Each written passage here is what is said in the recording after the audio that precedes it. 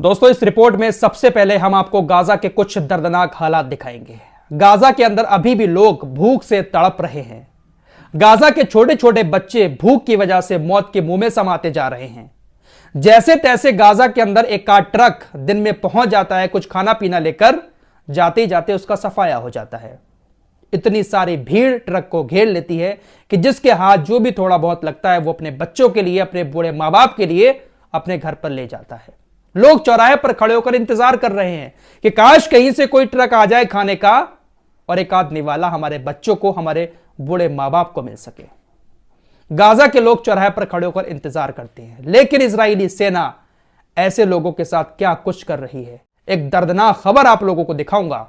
और यकीन मानो दोस्तों, इस तरह के मंजर आपने शायद अपनी जिंदगी में पहले कभी नहीं देखे होंगे।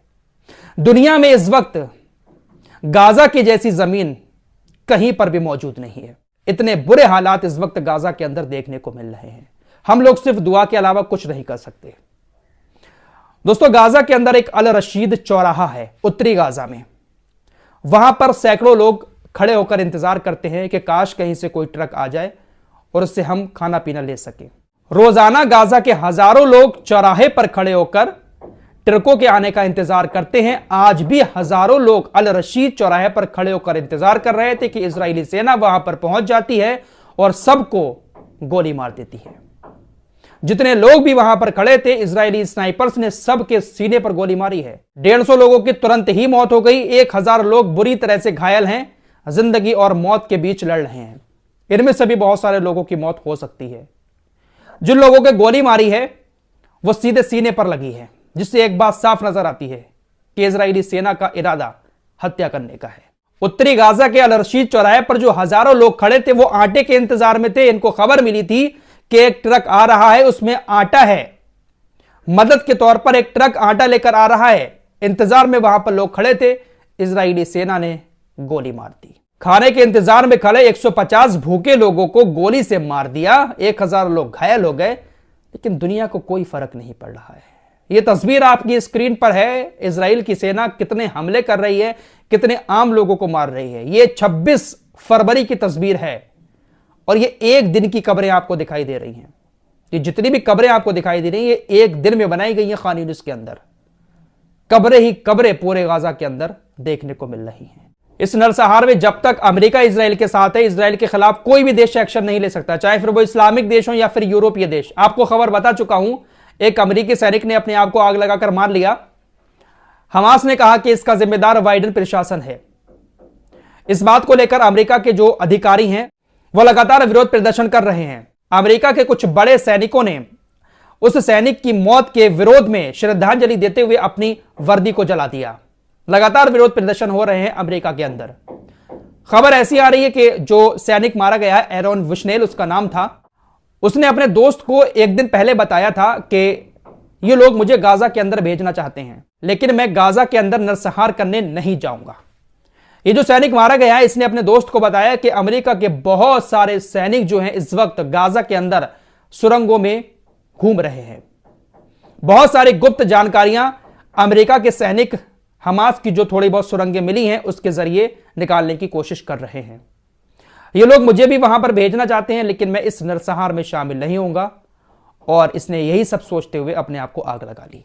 इजराइल के हिब्रू मीडिया के चैनल 12 ने बताया कि रमजान के महीने में फिलिस्तीनी लोगों को मस्जिद में जाने पर प्रतिबंध नहीं लगाया जाएगा। मस्जिद अक्सा में जाकर फिलिस्तीन के लोग नमाज अदा कर सकते हैं, इबादत कर सकते हैं। लेकिन इससे पहले राष्ट्रीय सुरक्षा मंत्री बेन गवीर कह चुका है कि प्रतिबंध लगाएंगे। नेतन्याहू कह चुका है कि नहीं, प्रतिबंध तो नहीं लगेगा, लेकिन कुछ संख्या निर्धारित की जाएगी, कुछ लोग ही जाकर मस्जिद में इबादत कर सकेंगे। देखते हैं कि रमजान के महीने में क्या होता है। लगातार इजराइल धमकियां भी दे रहा है कि हम अपने ऑपरेशन को रफा के अंदर रमजान के महीने में शुरू करेंगे। रमजान के महीने को टारगेट करने का इनका पूरा प्लान है। देखते हैं कि कैसा गुजरता है रमजान का महीना। न्यूयॉर्क टाइम्स लिखता है कि इजराइल ईरान के ऊपर इसलिए कोई सैन्य हमला नहीं करता है क्योंकि इजराइल को पता है कि ईरान के पास परमाणु हथियार है। क्या वाकई में ईरान के पास परमाणु हथियार है? देखिए, है तो जरूर कुछ ना कुछ। ईरान दिखाना नहीं चाहता है, लेकिन ईरान के पास कुछ ना कुछ बड़ी ताकत तो है। फिलहाल रूस के पास जो ताकत है वो तो दुनिया जानती ही है। खबरें आ रही हैं कि रूस के राष्ट्रपति व्लादिमीर पुतिन रूस के बहुत सारे इलाकों में अपने परमाणु हथियारों को ट्रांसफर कर रहे हैं। व्लादिमीर पुतिन पूरे रूस में जहां जहां पर भी उनके मेन ठिकाने हैं वहां पर अपने परमाणु हथियारों को पहुंचा रहे हैं। नाटो ने जो धमकी दी है ना कि हम यूक्रेन को नाटो में शामिल करेंगे और उसके बाद एक साथ हमला करेंगे रूस के ऊपर, तो इसी मामले को लेकर व्लादिमीर पुतिन जो है वो अब एक्शन के मोड में नजर आ रहे हैं। हथियार दिखा रहे हैं दुनिया को कि देखिए हमारे पास परमाणु हथियार है। व्लादिमीर पुतिन ने कहा कि रूस के अंदर अगर कोई कुरान का अपमान करता है तो यह बहुत बड़ा क्राइम है। रूस के अंदर कुरान का अपमान करना एक बहुत बड़ा जुर्म है। ऐसा करने की अगर किसी ने भी कोशिश की तो अंजाम बहुत बुरा होगा। व्लादिमीर पुतिन का एक और बयान आया है। उन्होंने कहा कि हम फिलिस्तीन के मुद्दे पर एक अलग तरह की रणनीति तैयार कर रहे हैं। फिलिस्तीन के मुद्दे पर रूस एक नया कदम उठाने की तैयारी कर रहा है। यह नया कदम क्या होगा यह बहुत जल्द पता चल जाएगा। दोस्तों, आपको पहले भी कई बार इस बारे में बता चुका हूं कि अमेरिका, इजराइल, ब्रिटेन, जर्मनी, ये जितने भी देश हैं ये सिर्फ मीडिया को खरीद कर एक भौकाल पैदा करते हैं दुनिया के अंदर कि हम बहुत ताकतवर हैं।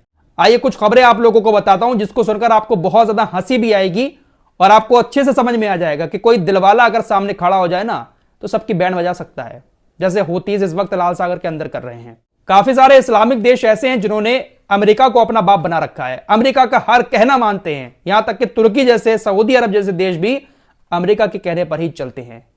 अफगानिस्तान के एक मंत्री हैं सिराजुद्दीन हक्कानी, तालिबान के ये नेता हैं। इन्होंने कहा कि देखिए भाई, हमें कोई फर्क नहीं पड़ता है कि अमेरिका हमें पहचानता है या नहीं पहचानता है। हमने अमेरिका को अफगानिस्तान से कोई मिठाई बांटकर बातचीत करके नहीं भगाया है, बल्कि अपनी ताकत के जरिए भगाया है। हमें इस बात से अब कोई फर्क नहीं पड़ता है कि अमेरिका हमें पहचानता है या नहीं पहचानता है। यह बात कोई छोटी मोटी नहीं है, इस बात में बहुत वजन है। अमेरिका को तालिबानियों ने अपनी ताकत के दम पर अफगानिस्तान से भगाया है। अब उनको कोई फर्क नहीं पड़ता है कि अमेरिका हमें जाने या ना जाने, हम अमेरिका के गुलाम नहीं हैं। और कुछ इसी तरह की बात हूतीज भी कहते हैं कि हम उनमें से नहीं हैं जो अमेरिका से डरे, हम उनमें से हैं जो अल्लाह से डरते हैं। लेकिन कुछ देश ऐसे हैं जो सिर्फ और सिर्फ अमेरिका से डरते हैं, अमेरिका की गुलामी करते हैं। अब जरा इन सुपर पावर देशों की ताकत भी आपको दिखा देता हूं।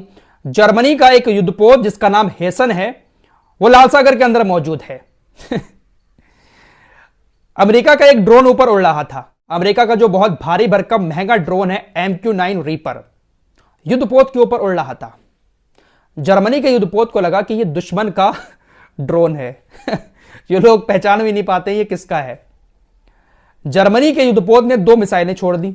जर्मन युद्धपोत के रडार सिस्टम ने 2 मिसाइलें हवा में छोड़ दी दुश्मन का ड्रोन समझकर, लेकिन वो ड्रोन अमेरिका का ही था। अब हुआ यह कि जिस रडार सिस्टम ने जर्मनी के 2 मिसाइलें छोड़ी थी वो मिसाइलें हवा में ऊपर गईं और ऊपर ही ऊपर मिस हो गईं और वापस लाल सागर में ही आकर गिरी। इन देशों की सेना की हालत आप लोग देख रहे हो। क्या ये ताकतवर सेनाएं हैं? क्या ये सुपर पावर कहलाने लायक हैं? बेवजह का इन्होंने हवा बना रखा है दुनिया के अंदर। पहली चीज, जर्मनी का युद्धपोत यह पहचान करने में नाकाम रहा कि यह अमेरिका का ड्रोन है। दूसरी चीज, जर्मन युद्धपोत के रडार सिस्टम ने जो मिसाइलें उस ड्रोन को मारने के लिए छोड़ी थी वो मिसाइलें ऊपर ही ऊपर मिस हो गई, टारगेट तक पहुंच ही नहीं पाई और उल्टी वापस समुद्र में आकर गिर गई। तो क्या ताकत है इनके पास, आप लोग अच्छे से देख सकते हैं। हूतीज इसीलिए तो चैलेंज के साथ कहते हैं कि तुम्हारी औकात नहीं है कि लाल सागर के अंदर तुम हमसे पार पा सको।